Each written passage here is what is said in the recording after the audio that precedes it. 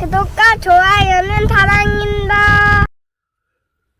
여러분 반갑습니다. 말씀창고의 서현 목사입니다. 오늘도 시청해 주셔서 감사합니다. 오늘은 사무엘상 8장 10절부터 22절 말씀입니다. 하나님께서는 왕을 세울 때에 어떠한 일들이 일어날지를 백성들에게 말씀하십니다. 사무엘을 통해서 왕을 세우게 되면 여러 가지 안 좋은 일들이 일어날 것이다 라고 분명하게 선포하십니다. 그럼에도 불구하고 이스라엘 백성들은 왕을 원했습니다. 오늘 이 말씀을 통해서 우리에게 주시는 하나님의 마음을 함께 묵상해 보기를 원합니다. 10절부터 말씀입니다. 사무엘은 왕을 세워달라고 요구하는 백성들에게 여호와께서 하신 모든 말씀을 전해 주었습니다. 너희를 다스릴 왕은 이렇게 할 것이다. 그는 너희 아들들을 데려다가 자기 마차와 말을 돌보는 일을 시키고 그들을 마차 앞에서 달리게 할 것이다. 그가 너희 아들들을 1000부장과 50부장으로 세울 것이며 자신을 위해 밭을 갈고 추수하게 할 것이고 전쟁을 위한 무기와 전차의 장비를 만들게 할 것이다. 또 너희 딸들을 데려다가 향료 만드는 사람, 요리사, 빵 굽는 사람이 되게 할 것이다.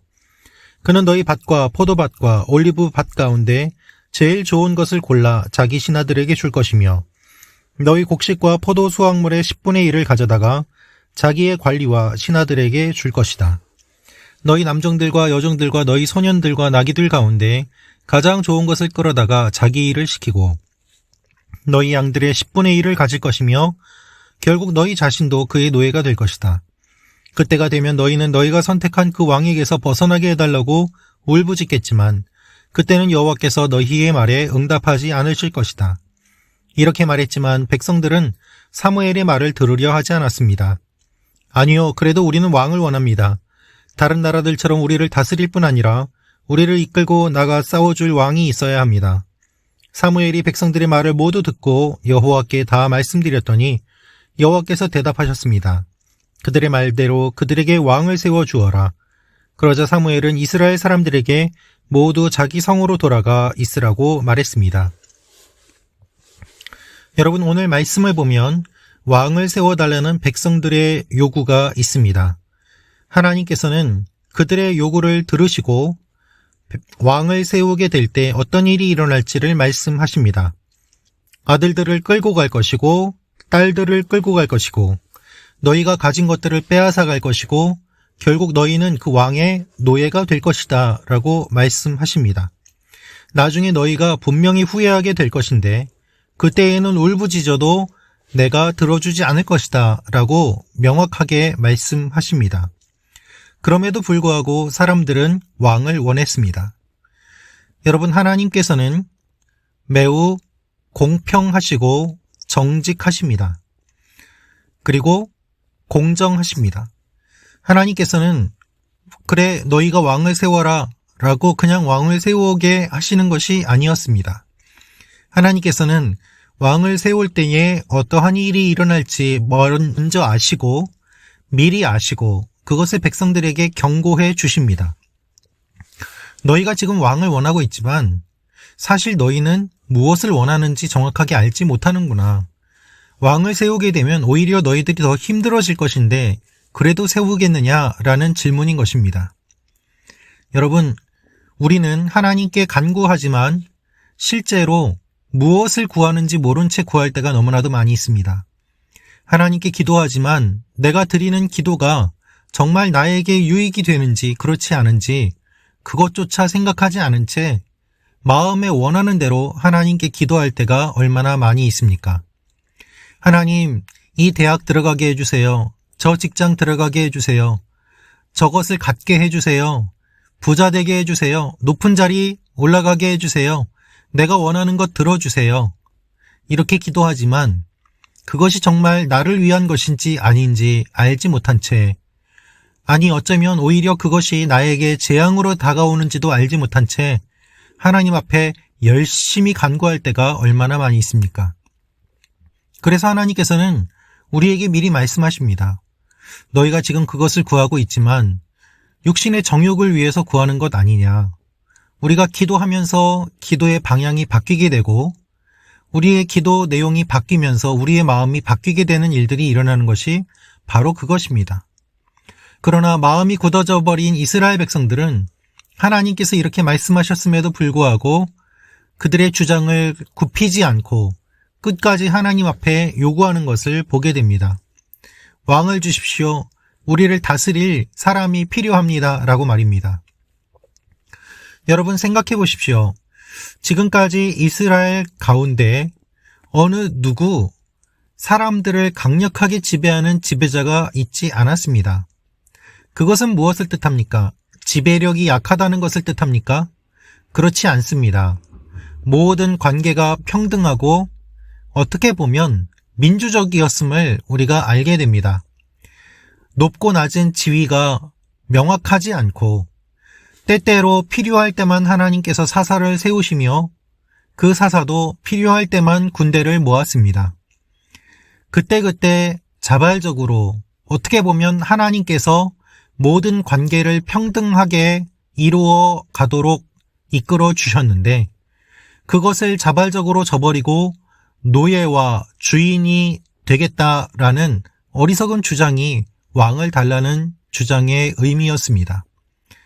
똑같이 평등한 사람이었는데 그 사람이 왕이 된다면 높고 낮음이 생기게 되고 그리고 또한 한 번 그렇게 만들어진 것은 바꿀 수가 없게 됩니다. 여러분, 다 같이 평민이고 다 같이 똑같은 시민이었을 때는 모든 것을 함께 누리고 같은 의견을 낼 수 있었습니다. 저 사람이 의견을 내면 나도 의견을 낼 수 있었고 저 사람이 하는 것에 나도 이의를 제기할 수 있었습니다. 그러나 왕과 노예가 되어버리면 왕이 이야기하는 것에 노예가 대답을 할 수 없습니다. 동등한 관계가 깨어지고 상하 관계가 이루어지는 것이죠. 사실 하나님께서는 하나님과 인간과의 관계만 상하 관계고 인간과의 관계는 모두 다 평등한 관계가 되기를 원하셨습니다. 그래서 지금까지 모세를 세우시고 아론을 세우시고 영적인 리더들은 세우셨지만 정치적인 리더를 세우지 않으시고 필요할 때만 사회가 유지되도록 사람들을 그때그때 세워서 유지해 오셨습니다. 하지만 인간들은 주위의 나라들을 바라보고 우리도 왕이 있어야 되겠다라면서 왕을 구한 것이죠. 그렇게 왕을 세우게 되면 사회의 시스템이 바뀌게 되고 한번 바뀐 시스템은 바꿀 수 없는 상황이 되는 그 일들을 그들은 깊게 생각하지 않았던 것입니다. 왜 평범하게 잘 지내고 있는데 자발적으로 한 사람을 세우고 그의 노예가 되려고 합니까? 누가 봐도 어리석은 요구 아닙니까? 그러나 그들은 지금 눈이 멀어 있습니다. 어리석습니다. 그리고 무엇을 구하는지 알지 못합니다. 여러분, 여기서 알 수 있는 사실이 있습니다. 많은 사람이 원한다고 해서 그것이 진실은 아니라는 사실입니다. 많은 사람이 원한다고 해서 지적으로 깨어서 현명하게 판단하고 결정하는 것이 아니라는 사실입니다. 여러 사람이 구하지만 어리석게 구하는 모습을 우리는 오늘 말씀을 통해서 볼 수 있습니다. 따라서 항상 깨어 있는 것이 필요합니다. 우리의 마음을 돌아보고 기도할 때도 무엇을 간구하는지 한 번 더 생각하고 간구하는 것이 필요합니다. 단지 내가 필요하다고 되는 대로 하나님께 기도하는 것이 아니라 기도하는 가운데서도 그것이 주님의 나라와 영광을 위하여 그리고 나만의 이익이 아니라 공동체와 다른 사람의 이익을 위하여 얼마나 필요한 것인지를 생각해 볼 때 우리의 기도가 깊어지는 것이고 또한 하나님께 응답받을 수 있는 기도가 되지 않겠습니까? 오늘 말씀을 보면 사람들이 끝까지 왕을 요구합니다. 그리고 하나님께서는 그들의 요구에 응답해 주십니다. 하나님이 지신 것일까요? 그렇지 않습니다. 하나님은 기회를 주신 것입니다. 그래, 너희가 원하는 대로 왕을 주겠다. 그 대신 왕 때문에 힘들어지는 것 또한 너희들의 책임이다. 라면서 그들에게 왕을 세우라고 마지못해 허락하시는 것을 보게 됩니다. 그러나 더 놀라운 사실은 이렇게 왕을 세우라고 하신 하나님의 말씀대로 나쁜 왕들이 세워지게 되고 고통을 겪게 되는 가운데 하나님께서는 진정한 왕 되신 예수 그리스도를 보내어 주심으로 말미암아 진정한 왕의 통치가 얼마나 아름답고 백성들에게 유익을 끼치는지를 우리에게 알려주십니다. 사랑하는 말씀 참고 가족 여러분, 이 세상의 지도자는 완전한 사람이 없습니다. 누가 나쁘냐, 더 나쁘냐의 문제입니다. 좋은 사람이라고 생각했지만 속았던 적이 여러 번 있었고 그것이 인류의 역사에 반복되었습니다. 이 일들이 일어나는 이유는 무엇입니까? 이 세상의 지도자들에게만 우리가 소망을 두는 것이 아니라 불완전한 지도자들 뿐임을 기억하고 완전한 주님의 통치가 이루어질 그날, 주님이 다시 오실 그날을 소망하며 이 땅을 살아가야 될 의무와 사명이 있음을 주님께서 말씀하고 계시는 것입니다. 영적으로 어두운 시대가 될수록 이 세상의 지도자들은 자기들 마음대로 활개치며 다녔습니다.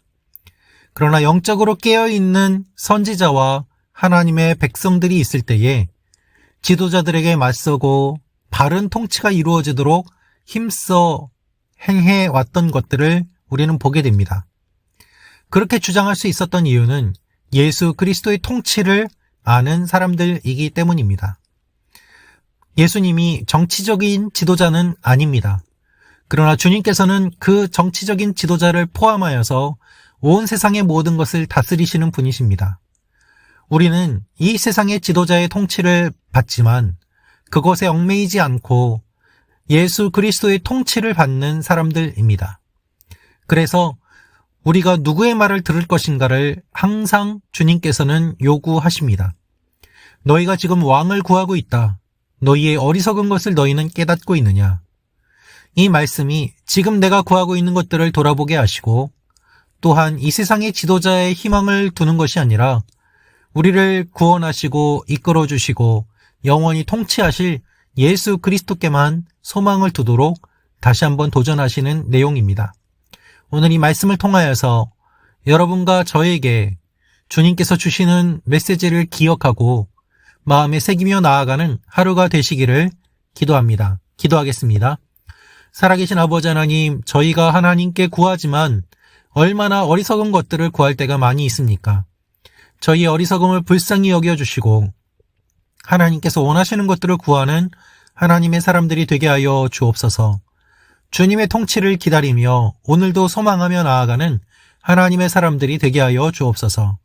예수님의 이름으로 기도합니다. 아멘.